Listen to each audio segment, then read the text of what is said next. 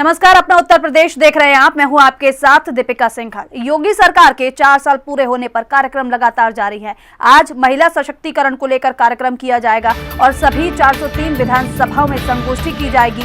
BJP विधायक, सांसद, पदाधिकारी संगोष्ठी करेंगे। महिलाओं के लिए ये योजना जो चलाई जा रही है उन पर चर्चा की जाएगी। तो आज महिला सशक्तिकरण को लेकर संगोष्ठी का आयोजन किया जाएगा, यानी कि सेमिनार किया जाएगा और सेमिनार में महिलाओं पर जो योजना चलाई जा रही है महिलाओं के लिए उस पर चर्चा की जाएगी। 403 विधानसभाओं में संगोष्ठी का आयोजन किया जाएगा। तो बीजेपी विधायक, सांसद और पदाधिकारी संगोष्ठी करेंगे जिसमें महिला सशक्तिकरण को लेकर चर्चा की जाएगी। महिलाओं को कैसे सशक्त किया जाए उसको लेकर चर्चा की जाएगी और साथ ही इसके अलावा जो योजनाएं महिलाओं के लिए चलाई जा रही हैं उसको लेकर भी मंथन किया जाएगा। तो आज ही महिला सशक्तिकरण को लेकर कार्यक्रम का आयोजन किया जाएगा, क्योंकि योगी सरकार के 4 साल पूरे हो चुके हैं। इसी के उपलक्ष्य में लगातार कार्यक्रम का सिलसिला जारी है, लगातार कार्यक्रम किए जा रहे हैं और इसी कड़ी में सभी 403 विधानसभाओं में संगोष्ठी की जाएगी। और आज का जो विषय है महिला सशक्तिकरण का है और महिला सशक्तिकरण को लेकर संगोष्ठी का आयोजन आज किया जाएगा, जिसमें बीजेपी विधायक, सांसद और पदाधिकारी संगोष्ठी करेंगे। वहीं 23 मार्च को बीजेपी करेगी युवा सम्मेलन। जिला पंचायत के 3051 वार्डों में युवा सम्मेलन का आयोजन किया जाएगा। सरकार के 4 साल पूरे होने पर उपलब्धियां गिनाएगी बीजेपी। योगी सरकार की योजनाओं की जानकारी दी जाएगी और ये कहा जा रहा है कि सभी वार्डों में ये आयोजन किया जाएगा युवा सम्मेलन का। युवाओं को जोड़ने का प्रयास सरकार की मंशा, सरकार का उद्देश्य है, क्योंकि योगी सरकार के 4 साल पूरे हो चुके हैं और ऐसे में उद्देश्य और लक्ष्य यही है कि लोगों तक उनकी योजनाओं को कैसे पहुंचाया जाए, यानी कि सरकार की योजनाओं को लोगों तक कैसे पहुंचाया जाए। इसी के लिए युवा सम्मेलन का आयोजन किया जा रहा है। युवाओं की बड़ी भागीदारी रहती है किसी भी सरकार को बनाने में और ऐसे में युवाओं को अपनी ओर खींचते हुए, अपनी ओर करते हुए, यानी कि युवाओं को इन कामों के बारे में जानकारी दी जाएगी जो काम सरकार की तरफ से किए गए हैं, जिससे युवा उन कामों को जनता तक पहुंचा सके। यही उद्देश्य योगी सरकार का रहने वाला है। यही वजह है कि कार्यक्रम लगातार किए जा रहे हैं। वहीं 23 मार्च की अगर बात की जाए तो 23 मार्च को युवा सम्मेलन का आयोजन किया जा रहा है, जिसमें बड़ी संख्या में युवा इस सम्मेलन में शामिल होंगे।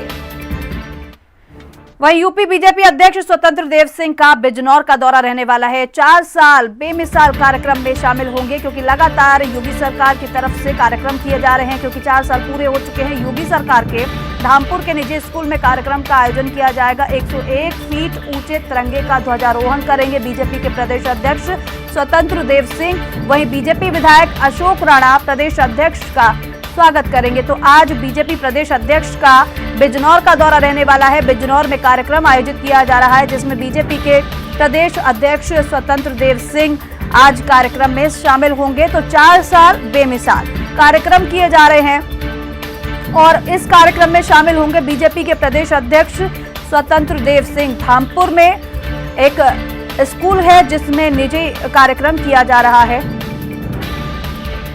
और संवाददाता ताबिश हमारे साथ फोन लाइन पर जुड़ गए हैं। ताबिश, कितने बजे बताया जा रहा है कि स्वतंत्र देव सिंह वहां पर पहुंच जाएंगे? कैसी तैयारियां, कौन कौन कार्यक्रम में शामिल होने वाला है? पूरे मामला है धामपुर में आज प्रदेश अध्यक्ष जी आने का मामला है और ये 1 बजे ग्राउंड के अंदर पहुंचेंगे। वहीं एक 4 साल बेमिसाल योगी सरकार के लिए एक बहुत बड़ा प्रोग्राम धामपुर में होने वाला है, जिसमें बीजेपी के बड़े बड़े दिग्गज शिरकत करेंगे। जी ताबिश, इसके अलावा इस कार्यक्रम में जो आप बता रहे हैं बड़े बड़े नेता शिरकत करेंगे, कौन से नाम सामने आ रहे हैं जो इस कार्यक्रम में शामिल होंगे? देखिए, मैं आपको बात कर दूं, पूर्व सांसद भातेन और जितने भी विधायक हैं बिजनौर के बीजेपी विधायक वो भी शिरकत करेंगे। और जहां एक अहम सूत्रों से हमें खबर पता चली है कि एक किसान सम्मेलन को भी संबोधित करेंगे। ठीक है ताबिश, बहुत शुक्रिया इस जानकारी के लिए। चलिए आगे बढ़ लेते हैं। कोरोना के बढ़ते संक्रमण को लेकर यूपी में अलर्ट जारी कर दिया गया है, क्योंकि कोविड अस्पतालों को दवा और संसाधन बढ़ाने के निर्देश दिए गए हैं। डॉक्टर समेत बाकी स्टाफ की 5-5 टीमें गठित की गई और सभी सीएमओ को स्वास्थ्य महानिदेशक ने ये निर्देश दिए हैं। और यूपी में 496 नए संक्रमित मिले हैं। यूपी में अब तक कोरोना से लोगों की मौत की बात की जाए तो 8,759 अभी तक कोरोना से लोगों की मौत हो चुकी है। तो 8,759 लोगों की कोरोना से अभी तक यूपी में मौत हो चुकी है और यही वजह है कि अलर्ट यूपी में जारी कर दिया गया है। अब सभी सीएमओ को टीम गठित करने के निर्देश दिए गए हैं, यानी कि सीएमओ ने टीम गठित करने के निर्देश दे दिए हैं, यानी कि 5-5 टीमें गठित की जाएगी, जिसमें डॉक्टर समेत नर्सिंग स्टाफ समेत सभी को मिलाकर 5-5 अलग अलग टीमें गठित की जाएंगी, और जिससे स्वास्थ्य सेवाएं और भी ज्यादा बेहतर हो सके। अगर कोई भी दिक्कत या परेशानी आती है तो किसी भी परेशानी में निपटने के लिए पहले से ही टीमों का गठन किया जा रहा है। संवाददाता लालचंद फोन लाइन पर जुड़ गए हैं। लालचंद, जो कहा जा रहा है कि टीमें जो गठित की जा रही हैं, कितनी टीमें गठित करने का लक्ष्य रखा गया है, कैसी तैयारी फिलहाल सरकार की तरफ से?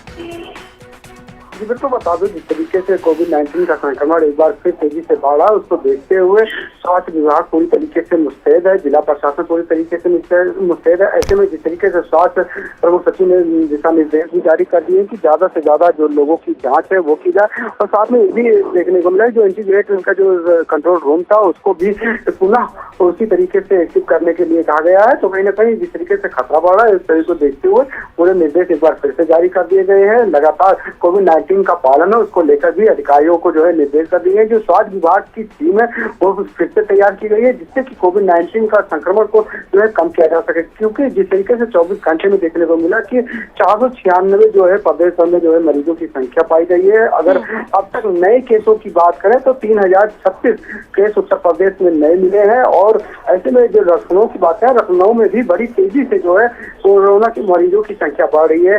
24 घंटे में जो है 141 जो है मरीजों की संख्या हो चुकी है, तो मरने वालों की संख्या लगातार बढ़ रही है। ऐसे में कहीं ना कहीं लोगों को जागरूक होने की जरूरत है, और जो सरकार की तरफ से, जो जिला प्रशासन की तरफ से, जो स्वास्थ्य विभाग की तरफ से जो निर्देश जारी किए गए उसका पालन करने का जरूरत है। जिस तरीके से कार्यस्थलों और प्रतिष्ठानों को लेकर निर्देश जारी कर दिया गया है कि बिना जो है किसी स्पष्ट विवरण के जो है किसी को नहीं जाने दिया जाएगा, और ज्यादा से ज्यादा जांच हो, इसको लेकर जो है निर्देश भी जारी कर दिया गया है। आज देखने को मिल रहा है कि चाहे वो बस स्टेशन है, रेलवे स्टेशन हो, चाहे एयरपोर्ट हो, तमाम भीड़ भाड़ वाले इलाकों पर टीम लगाई गई है, जिससे ज्यादा से ज्यादा जांच कराई जा सके। लेकिन काफी कई लोग ऐसे हैं जो है कोरोना की जांच से बच रहे हैं, क्योंकि टीकाकरण भी हो रहा है, तो कहना उनकी वजह से संख्या बढ़ रही है। ऐसे में लोगों को एक बार फिर से जागरूक होने की जरूरत है, क्योंकि देखने को मिल रहा है लगातार जो संख्या वो बढ़ती हुई दिखाई दे रही है। लोग मास्क का प्रयोग नहीं कर रहे हैं, सैनिटाइजर का प्रयोग नहीं कर रहे हैं। ऐसे में खतरा बढ़ सकता है, क्योंकि अभी जो है बचाव ही एक उपाय है। टीकाकरण हो रहा है, टीकाकरण से लेकर जिस तरीके से जो है अस्पतालों में जो है अभियान भी चलाया जा रहा है, लोगों को जागरूक भी किया जा रहा है, और लोग टीकाकरण भी करवा रहे हैं। लेकिन कहीं ना कहीं बचाव के लिए जो है मास्क और सैनिटाइजर बहुत ही जरूरी है, और जो सरकार की गाइडलाइन है उसका भी पालन करना बहुत ही जरूरी हो गया है। जी ठीक है लालचंद, बहुत शुक्रिया इस जानकारी के लिए।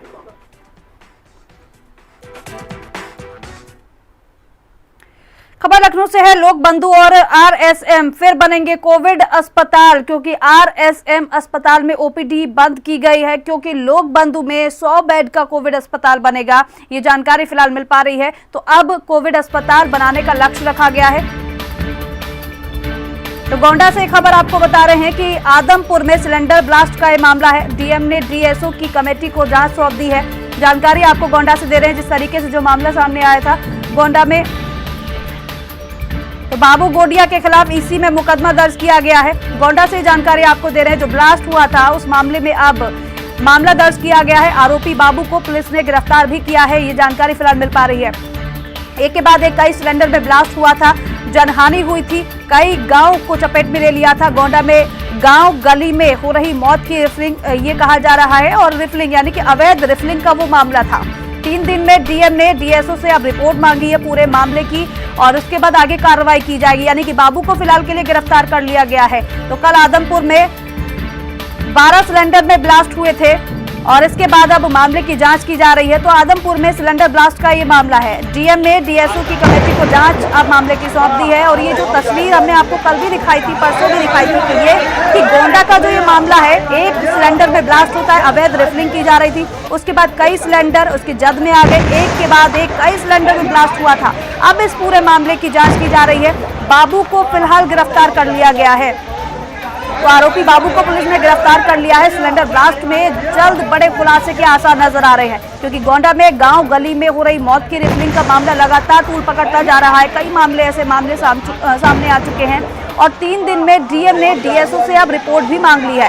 कल आदमपुर में 12 सिलेंडर में ब्लास्ट हुए थे, और इसके बाद अब कार्रवाई मामले में की जाने की बात की जा रही है, क्योंकि फिलहाल जो अपडेट मिल पा रहा है वो ये कि बाबू को तो गिरफ्तार कर लिया गया है, लेकिन ये कहा जा रहा है कि अभी कई और खुलासे हो सकते हैं मामले में। और संवाददाता राशिद फोन पर जुड़ गए हैं। राशिद, अभी एक बाबू को तो गिरफ्तार कर लिया गया है, फिलहाल क्या अपडेट आपको मिल पा रहा है, क्योंकि ये कहा जा रहा है कि खुलासे के आसार है इसमें? जी दीपिका, बिल्कुल सही कहा आपने। जिस तरह से ये एक के बाद एक सिलेंडर ब्लास्ट हुआ, आग लगी, कहीं ना कहीं इसका कारण अवैध गैस रिफिलिंग का था। जहाँ पे ये रिफिलिंग का काम किया जा रहा था, वो जो गोदाम था गैस सिलेंडर का, उसके जस्ट बगल में था। और ऐसे में वहां पे 4-5 दुकानों को क्षतिग्रस्त किया ही, लेकिन सवाल सबसे बड़ा खड़ा होता है कि जनपद गोंडा में ऐसे अवैध रिफिलिंग की दुकानें और ऐसे भरमार हैं। आखिरकार जिस तरह से ये एक बड़ी लापरवाही की वजह से ये कारण बना, कई दुकानें क्षतिग्रस्त हो गए जनपद गोंडा में, और भी ऐसे अवैध रिफिलिंग के हैं, उन पर कब कार्रवाई होगी? जी राशिद, लेकिन सवाल तो यही है क्योंकि एक दिन में तो कोई दुकान खड़ी नहीं हो गई होगी, पहले से दुकान चल रही होगी दुकान। ये क्या पहले कोई नजर नहीं पड़ी प्रशासन की इस पर कि एकदम से धमाका हो जाता है तब इस मामले को संज्ञान में लिया जाता है? जी दीपिका, सही कहा आपने। ये बताया जा रहा है कि जहां ये अवैध गैस रिफिलिंग का काम किया जा रहा था, जहां ये सिलेंडर ब्लास्ट हुआ है, वो पिछले 10 साल से ये चल रहा था, ये अवैध रिफिलिंग का काम। और इसमें लोगों ने कई बार इस पे शिकायत भी दर्ज की और आला अधिकारियों को अवगत कराया। लेकिन सही बात है कि जिस तरह से ये नजरअंदाज किया गया है, कहीं ना कहीं जिला प्रशासन भी सवाल के घेरे में खड़ी होती है। सीधे तौर पर लापरवाही यहाँ पर देखने को मिली है। बहुत शुक्रिया इस जानकारी के लिए।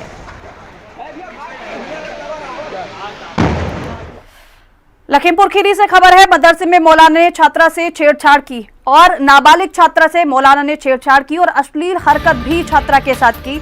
पुलिस ने पॉक्सो एक्ट के तहत मुकदमा दर्ज किया है। आरोपी मौलाना को पुलिस ने गिरफ्तार कर फिलहाल जेल भेज दिया है। मैदानी थाना क्षेत्र के कुकरा चौकी का ये मामला बताया जा रहा है, जहां पर मौलाना ने एक छात्रा के साथ बदतमीजी की, उसके साथ अश्लील हरकतें की, छात्रा के साथ छेड़छाड़ की और शिकायत मामले की पुलिस से की गई।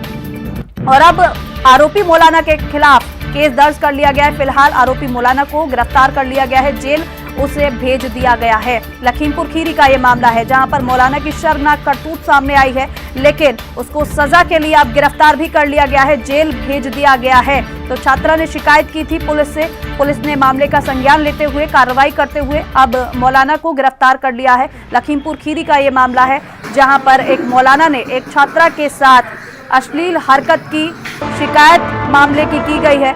पुलिस ने आरोपी मौलाना को गिरफ्तार भी कर लिया है। छात्रा का कहना है उसके साथ छेड़छाड़ की गई, अश्लील हरकत भी मौलाना ने उसके साथ की।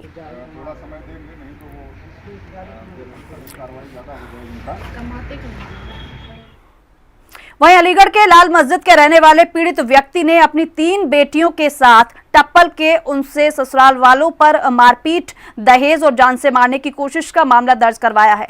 जब स्थानीय पुलिस ने कुछ नहीं किया तो सभी पीड़ित एसएसपी दफ्तर पहुंचे, जहां एफआईआर दर्ज कर ली गई, लेकिन उन्हें अभी तक न्याय नहीं मिल पाया है।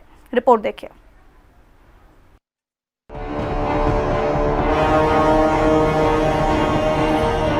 अलीगढ़ के पीड़ित पिता का कहना है कि उसकी 3 बेटियों की शादी टप्पल में एक ही परिवार में हुई। 2 बेटियों को बेटी होने पर और तीसरी को बच्चा नहीं होने पर परेशान किया जा रहा है। उनके चेहरे और शरीर पर यातना दिए जाने के सबूत भरे पड़े हैं। उनसे 4 लाख रुपए दहेज भी मांगे जा रहे हैं। कभी कार तो कहीं मोटरसाइकिल मांगी जाती है। नहीं मिलने पर तकलीफ देने के लिए लड़कियों की गर्दन तक को आग से दागा गया है। मेरी 3 बेटियों की शादी मैंने टप्पल करी थी और टप्पल करने के बाद ऐसा है कि उन्होंने जो मतलब कहने का कर ली। उसके बाद जब से मेरी मतलब कहने का थोड़ी बहुत दहेज के पीछे करते रहे, वो डिमांड मैं पूरी ना कर पाया। फिर उनके बाद लड़कियां हो गई उनके पास 2, तो उनका और अत्याचार बढ़ गया और अब मारेंगे उन्हें और चाहते और इतनी मारते हैं और 4 लाख रुपए डिमांड ले रहे हैं और गाड़ियाँ मांग रही हैं। मैं कहाँ से ला के दूँ? मेरा काम भी कुछ है नहीं, कहाँ से ला के दूँ? कौन है, किसके साथ में शादी करी, क्या नाम है उनका? है शाकिर है, एक है आकिल और एक है क्या नाम है शकील। ये तीनों के साथ मैंने शादी करी थी टप्पल, जिसका मोहल्ला काजीपाड़ा और कुमार वाली गली। लड़कियों का कहना है कि 1 साल तक निकाह के बाद सब कुछ ठीक चलता रहा, बाद में दहेज की मांग होने लगी और पैसे नहीं मिलने पर मारपीट। 8 साल हो गए हमारी शादी को। 4 साल से 1 साल तो हम सही रहे, उसके बावजूद इन लोगों ने बहुत टॉर्चर करा और हमसे गाड़ियों की डिमांड रखते हैं। और जब से लड़कियां पैदा हुई हैं मुझ पर कोई औलाद नहीं है। जब से 2 बेटियां हुई हैं तब से ज़्यादा बहुत टॉर्चर परेशान करने का बेटी ही बेटी होती हैं। मारुति कभी तो बुलेटों की डिमांड रखते हैं, कभी कार की डिमांड रखते हैं। उन्होंने बहुत जिंदगी का बना रखी है, सास ने, ससुर ने, नंद ने। थाने जाओगे तो छोड़ देंगे। आपकी जो बेटियां हुई हैं वो किन की बेटियां हैं? वो हमारे शोहरों की हैं। जो है आपकी बेटी आपकी बेटी है, आकिल की बेटी है और सगील की। शाकिल का भी कोई औलाद नहीं है, मुझे अभी कोई बच्चा नहीं हुआ है। तो सास ने और नंद ने लाते मारे इसके पेट में, मार के मिसकैरेज हो गया बच्चा। फांसी लगाने की कोशिश की गई है, हमारी तीनों बहनों को मारा है। ससुर ने, सास ने, किसी ने, नंद ने, देवर ने, आकिल, सकील, साकिल। अभी हम आए हैं SSP के साथ अलीगढ़ में। किस तरीके का आश्वासन मिला आपसे? क्या बोले साहब? उन्होंने ये कहा था FIR तुम्हारी दर्ज हो गई है टप्पल थाने में, आपको वहाँ से मिल जाएगी। क्या आपको इस वजह से पीटा जाता है? पुलिस के पास जाते हैं वहाँ पे। आज हमारी 3 दिन से कोई सुनवाई नहीं हुई। 18 तारीख का वाक़या है। पुलिस के पास जाते हैं तो उन्होंने पैसा भर दिया है। क्या आपको इस वजह से पीटा जाता है कि बेटी हो गई है? इस वजह से पीटा जाता है कि बेटियां हो रही है, सास ये दहेज मांगते हैं। जब स्थानीय पुलिस ने पिता और बेटियों की कोई मदद नहीं की तो उन्होंने SSP कार्यालय में गुहार लगाई है। टप्पल पुलिस ने मामला दर्ज कर लिया है। थाना टप्पल क्षेत्र में शमसुद्दीन नामक व्यक्ति के तहरीर के मुताबिक एक मुकदमा पंजीकृत किया गया है। इसमें उन्होंने बताया है कि उनकी 3 पुत्रियां जो थाना टप्पल क्षेत्र के अंतर्गत एक ही परिवार में ब्याही गई थी, उनके साथ मारपीट हुई है। तो उनके तहरीर के आधार पर मुकदमा संख्या 118/21 पंजीकृत कर लिया गया है, जिसमें विभिन्न धाराएं हैं, जिसमें दहेज की और साथ में मारपीट की धाराएं हैं। के बच्चे उनके लड़कियां होती थी, इस चीज को लेकर सर वो टॉर्चर करते थे। तो इस तरीके का भी आरोप है महिलाओं का कि बेटी होने की वजह से मारपीट करा करते थे ससुराल। इस बात पर जांच की जा रही है। मामला तो दर्ज हो गया है, मगर पीड़ित परिवार तुरंत कार्रवाई की आस लगाए बैठा है। उम्मीद है ऐसे मामलों में पुलिस मानवता के आधार पर जल्द से जल्द कार्रवाई कर लड़कियों के ससुराल वालों को उनके अंजाम तक पहुंचाएगी। संदीप शर्मा, अलीगढ़, हिंदी खबर। खबर गाजियाबाद से है। घर में घुसकर युवक पर जानलेवा हमला किया गया है। पड़ोस में ही रहने वाले एक परिवार के सदस्य पर आरोप लगाया गया है जानलेवा हमला करने का। युवक की हालत गंभीर बताई जा रही है। भारी पुलिस बल मौके पर पहुंच चुका है। पुरानी रंजिश का ये मामला बताया जा रहा है, जहां पे घर में घुसकर एक युवक पर जानलेवा हमला कर दिया गया। हालांकि पड़ोस में ही रहने वाले एक परिवार के सदस्य पर आरोप लगा है कि उसने युवक पर जानलेवा हमला किया है। युवक की हालत गंभीर बताई जा रही है। फिलहाल मौके पर पुलिस पहुंच गई है और मामले की जांच पड़ताल की जा रही है। पुरानी रंजिश का ये मामला बताया जा रहा है। अचानक से एक युवक पर हमला किया जाता है और ये कहा जा रहा है कि पड़ोस में रहने वाले एक परिवार के सदस्य पर हमला करने का आरोप लगा है। गाजियाबाद से खबर आ रही है, जहां घर में घुसकर एक युवक पर जानलेवा हमला किया गया है। पुलिस से मामले की शिकायत की गई है। फिलहाल मामले की जांच पड़ताल की जा रही है। पुलिस तफ्तीश कर रही है मामले की। हालांकि अभी घायल को अस्पताल में भर्ती करा दिया गया है। फिलहाल उसका इलाज किया जा रहा है। और संवाददाता खालिद चौधरी हमारे साथ फोन लाइन पर जुड़ गए हैं। खालिद, जरा पूरा मामला बताइए। जी मैम, बिल्कुल आपको बताना चाहूंगा, ये पुरानी रंजिश का मामला बताया जा रहा है। ये 2020 में पार्क में कुत्ते खिलाने के ऊपर इनके आपस में झगड़ा हुआ था, जो कि फिर कल परसों यानी कि सैटरडे में फिर इनका दोबारा कहासुनी कुछ हुई थी। अचानक से रात ये 4 से 5 लोग घर में घुसे और इसको जबरदस्ती घर में से घुसा के इसको कमरे में बंद करके लाठी डंडों से मारा पहले और फिर उसके बाद गोली मारी। आपको बता दें कि गाजियाबाद के MMG हॉस्पिटल में इसको भर्ती कराया, जिसमें इसको अब मृतिक घोषित दिया गया है। ये पुरानी रंजिश बताई जा रही है। गजेंद्र नाम का लड़का था जो कि इंजीनियर जॉब करता था। हालांकि गाजियाबाद पुलिस प्रशासन ने आरोपियों को गिरफ्तार कर लिया है। कुछ मेन जो आरोपी है वो अभी फरार चल रहा है। ठीक है, बहुत शुक्रिया इस जानकारी के लिए।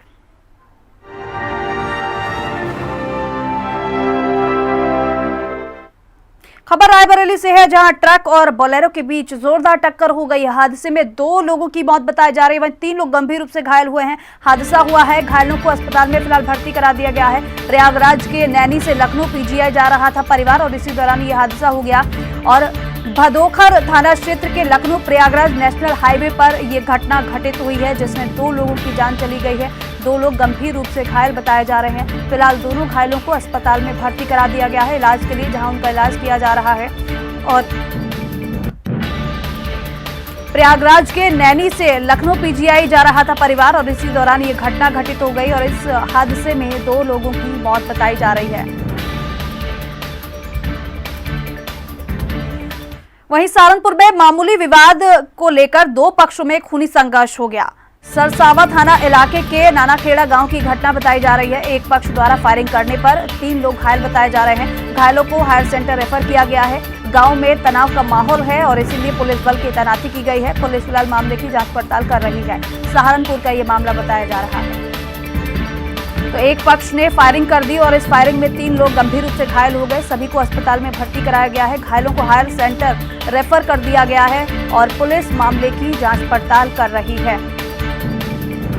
तो कहासुनी हो गई। कहासुनी के बाद विवाद इतना ज्यादा बढ़ गया कि फायरिंग तक की नौबत आ गई। गांव में फिलहाल तनाव का माहौल बताया जा रहा है और पुलिस बल की तैनाती की गई है। गांव में पुलिस तैनात की गई है। घायल अस्पताल में भर्ती हैं, इलाज उनका किया जा रहा है। पुलिस मामले की जांच पड़ताल भी कर रही है।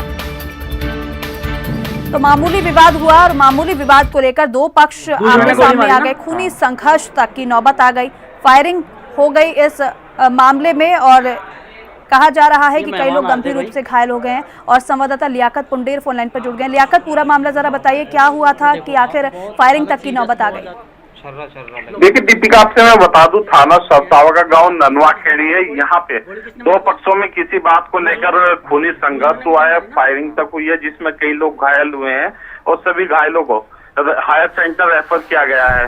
सुरक्षा की दृष्टि से जिला प्रशासन ने यहाँ फौज की तैनाती की है। गाँव में तनाव का माहौल है जी।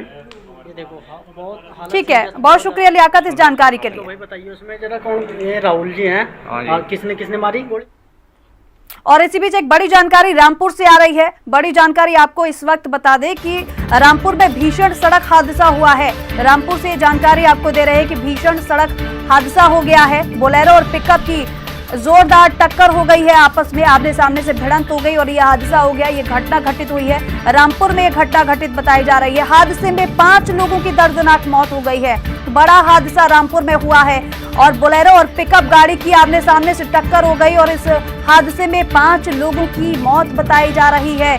तो पिकअप में 15 लोग से ज्यादा सवार थे, यानी कि सवारी ज्यादा भरी हुई थी और ये हादसा हुआ है। गाजियाबाद से शाहजहांपुर जा रही थी पिकअप और इसी दौरान ये घटना घटित हो गई और इस हादसे में 5 लोगों की जान चली गई है। और ये कहा जा रहा है रामपुर में ये घटना घटित हुई है। सभी घायलों को, जितने भी लोग घायल हैं, सभी को अस्पताल में भर्ती करा दिया गया है, लेकिन फिर भी 5 लोगों की इस हादसे में जान चली गई है। बोलेरो और पिकअप गाड़ी की आमने सामने से भिड़ंत हो गई। सिविल लाइन थाने के कहा जा रहा है कि पसियापुरा के पास NH-24 की घटना बताई जा रही है, जहां पर यह घटना घटित हुई है। हादसा हुआ है भीषण सड़क हादसा। सड़क हादसे का शिकार हुए हैं कई लोग। 5 लोगों की सड़क हादसे में जान भी चली गई है और करीब ये कहा जा रहा है कि पिकअप में 15 से ज्यादा सवारियां बैठी हुई थी। ओवरलोडिंग का ये मामला नजर आ रहा है क्योंकि 15 से ज्यादा सवारियां एक पिकअप में बैठी हुई थी और बोलेरो और पिकअप की आमने सामने से भिड़ंत हो गई और इस हादसे में 5 लोगों की जान चली गई है। कई लोग गंभीर रूप से घायल बताए जा रहे हैं। दर्दनाक मौत 5 लोगों की बताई जा रही है और ये तस्वीरें देखकर ही आपको पता चल गया होगा कितना भीषण ये सड़क हादसा रहा होगा कि 5 लोगों की इस हादसे में जान चली गई है। रामपुर से ये जानकारी मिल रही है और ये भीषण सड़क हादसा जिसमें दर्दनाक मौत 5 लोगों की बताई जा रही है। और संवाददाता सुरेश दिवाकर फोन लाइन पर जुड़ गए हैं। सुरेश, कैसे ये हादसा हुआ है, जरा बताइए। देखिए, ये एक बोलेरो और पिकअप की जोरदार टक्कर हुई है।